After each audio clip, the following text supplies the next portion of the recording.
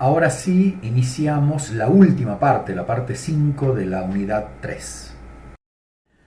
Veamos un ejemplo del último método que vimos en la filmina anterior. Supongamos que estamos cerrando el ejercicio 2019 y nuestras ventas son 48.000 pesos.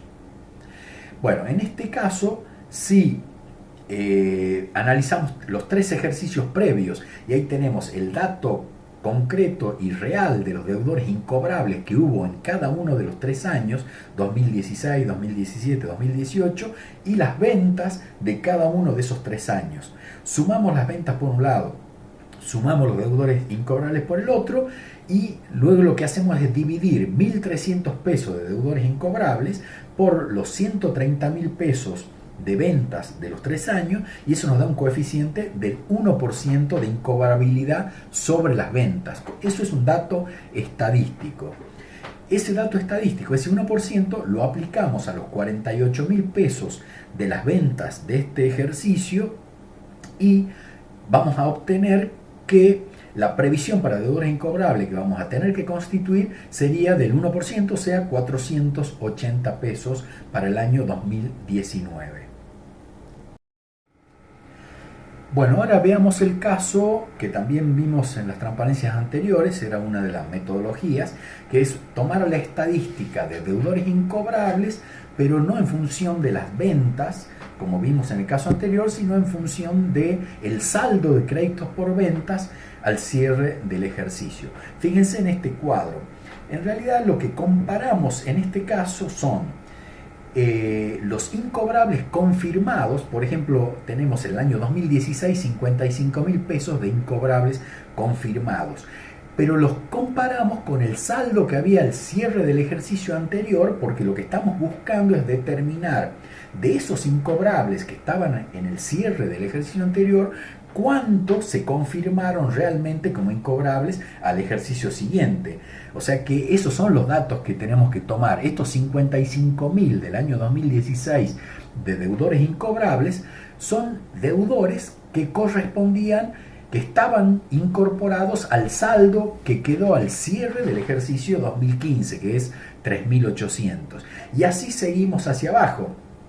Los deudores incobrables confirmados de 2017 los tenemos que relacionar con el saldo de deudores incobrables del 2016, los del 2018 con el saldo de créditos por ventas de 2017, y bueno, tenemos entonces tres cifras de incobrables y tres cifras de saldos correspondientes a los ejercicios previos que ocasionaron cada una de ellas.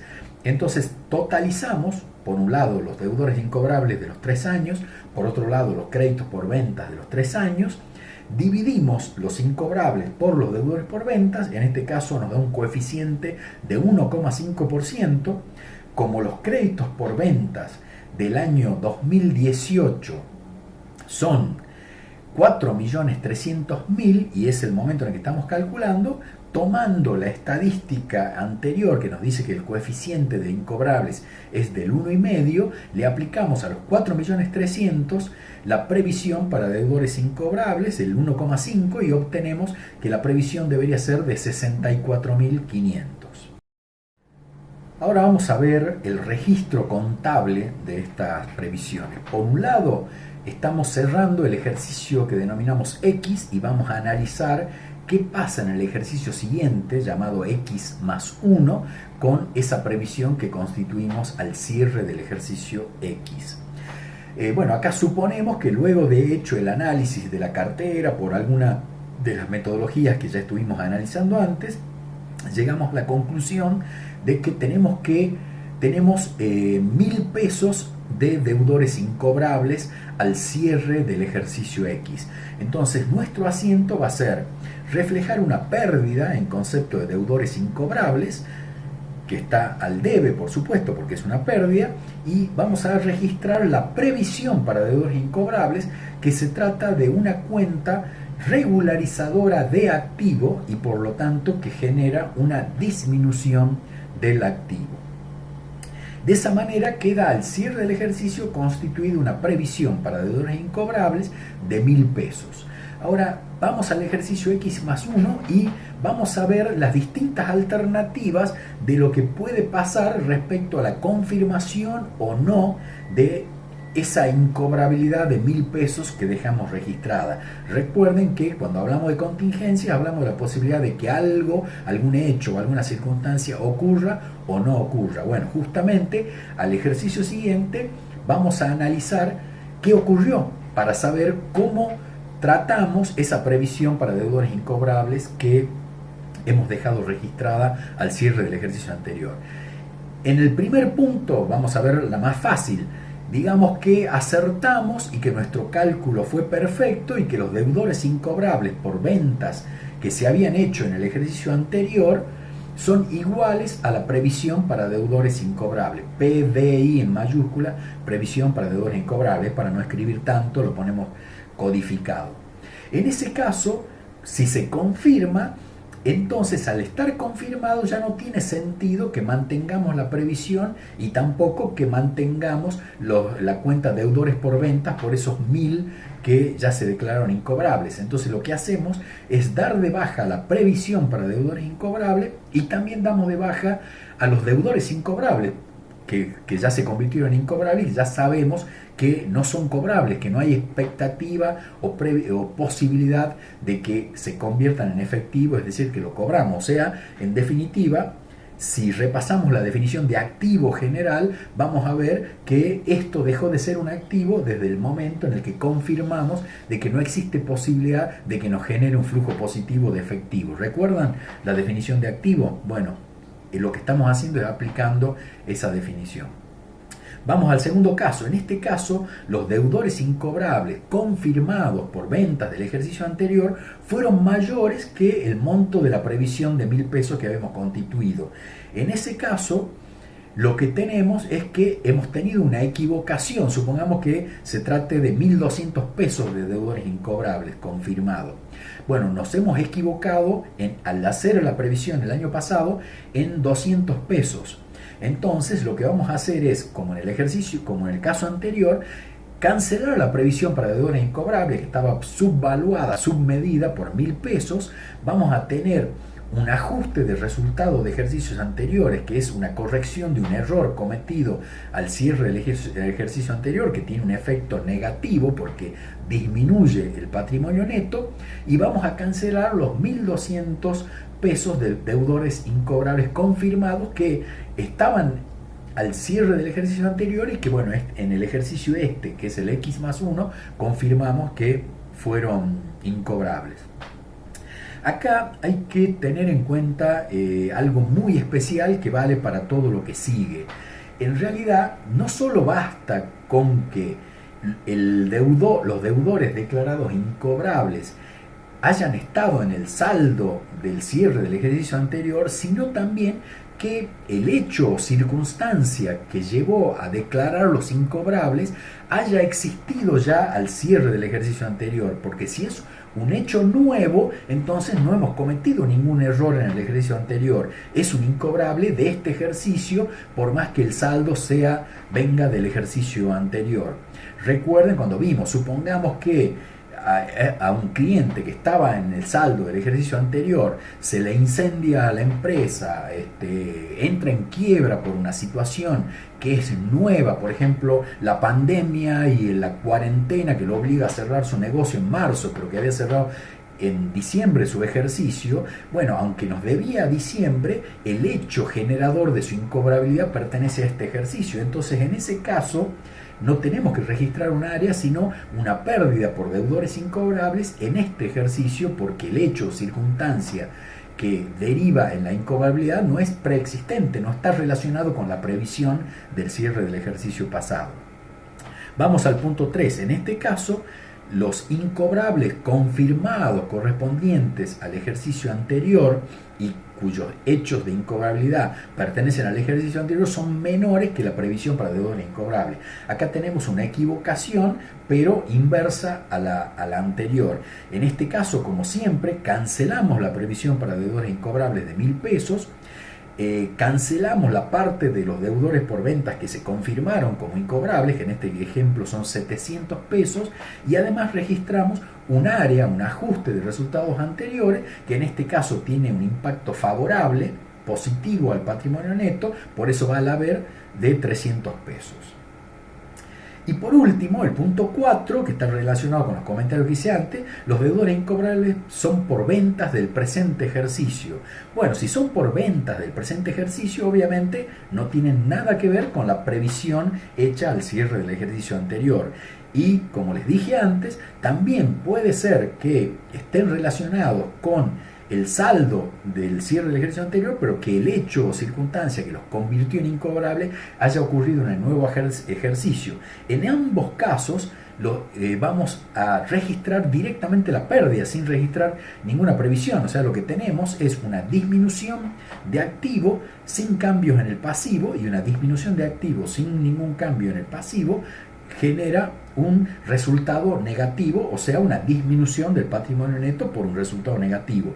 Entonces vamos a registrar en ese caso deudores incobrables a deudores por ventas por 400 pesos, como es el ejemplo que estamos viendo. Bueno, ahora pasamos a las previsiones que son de pasivo, que ya mencionamos antes. Yo antes le había dado algún ejemplo. Acá tenemos 3 casos típicos de previsiones de pasivo.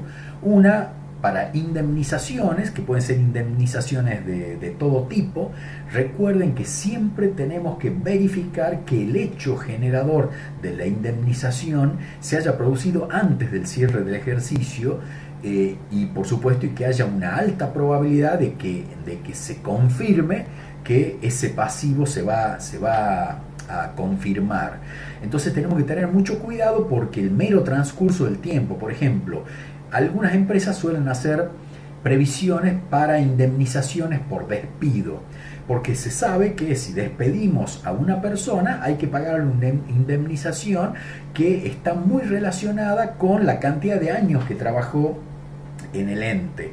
Pero el hecho de acumular años trabajando dentro del ente no significa que esa persona vaya a dejar a la empresa porque lo despidamos y tengamos que pagarle una indemnización. Puede dejar la empresa porque se jubila, porque renuncia, o porque lo despedimos con justa causa y por lo tanto no le corresponde indemnización. Entonces, en realidad hay que tener mucho cuidado con las previsiones para indemnizaciones por despido, porque tienen que estar vinculadas con algún hecho que haya ocurrido antes del cierre del ejercicio y que derive en que vamos a tener un despido con pago de indemnización. Otra de las previsiones típicas son las previsiones por juicios, donde acá sí nos tenemos que respaldar para el registro contable del informe que hagan nuestro equipo de abogados, porque no todo juicio que alguien le haga a la empresa, por el motivo que sea, tiene que derivar en una previsión, porque solo tiene que ser aquellos juicios que nuestros abogados, que son los que saben, que están yendo al juzgado a ver el expediente y van viendo el tratamiento, ellos nos dirán si hay una alta probabilidad o no de que este juicio se pierda y por lo tanto tengamos que pagar el resultado del juicio. Fíjense que acá, si al cierre del ejercicio existe un juicio, acá no hay ninguna duda de que existe un hecho o una circunstancia previa al cierre del ejercicio, pero tenemos la incertidumbre de que si realmente hicimos algo mal y la justicia va a emitir un fallo en contra que nos va a obligar a pagar algo, por lo tanto lo que estamos evaluando es si tenemos un pasivo. Recuerden que el requisito es que sea de alta probabilidad, y también otro requisito más, que es que podamos cuantificarlo, porque también puede ocurrir, y esto yo lo he visto en muchas empresas a las que asesoré en mi vida profesional, que muchas veces el abogado dice: es muy probable, es de alta probabilidad que perdamos el juicio, pero me resulta imposible estimar lo que va a definir el juez como monto de la indemnización. En ese caso ya sabemos que no lo vamos a registrar contablemente, pero sí en los estados contables de cierre del ejercicio vamos a tener que informar de la existencia de ese juicio y de la imposibilidad de medirlo adecuadamente para poder registrarlo.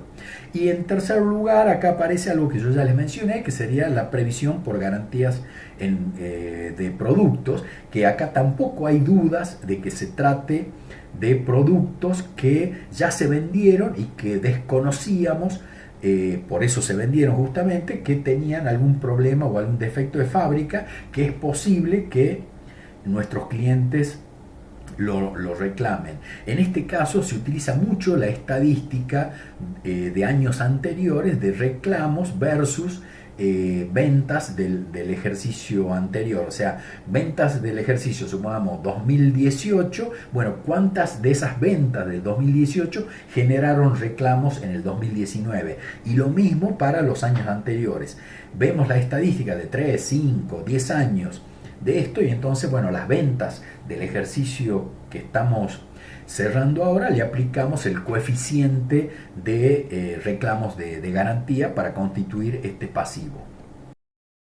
Bueno, en este caso estamos viendo el movimiento contable de la constitución de una previsión para indemnizaciones por despido y lo que puede pasar al ejercicio siguiente respecto a la ratificación o no de los montos calculados como previsión para despidos. No vale la pena que sigamos el ejemplo, es similar al que vimos para los deudores incobrables. Les solicito que ustedes lo analicen y cualquier duda nos la digan.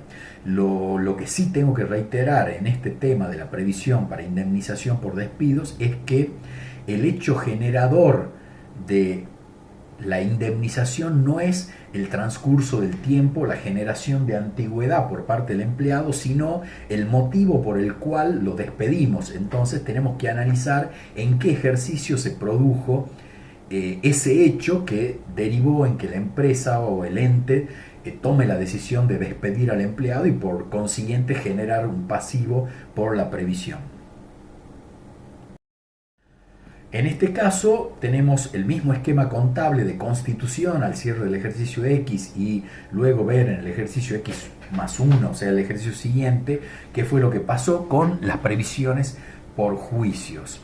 En este caso no existe gran duda respecto al hecho generador que seguramente ocurrió en el ejercicio X, no puede haber ocurrido en el ejercicio siguiente porque ya el juicio que nos está haciendo un tercero ya al cierre del ejercicio existía, por lo tanto el hecho que derivó en ese juicio ocurrió necesariamente en el ejercicio anterior y entonces acá no vamos a entrar de nuevo en el detalle del análisis porque los números y el manejo contable es igual al que vimos antes para la previsión de incobrables o a la previsión para indemnizaciones por despidos, pero acá sí podemos decir que cuando la previsión que constituimos al cierre del ejercicio anterior no coincide, ya sea en más o en menos, con el resultado final del juicio o de los juicios, siempre vamos a usar área, ajuste de resultados de ejercicios anteriores, porque eso ratifica que hubo un error al calcular la previsión en el cierre del ejercicio anterior.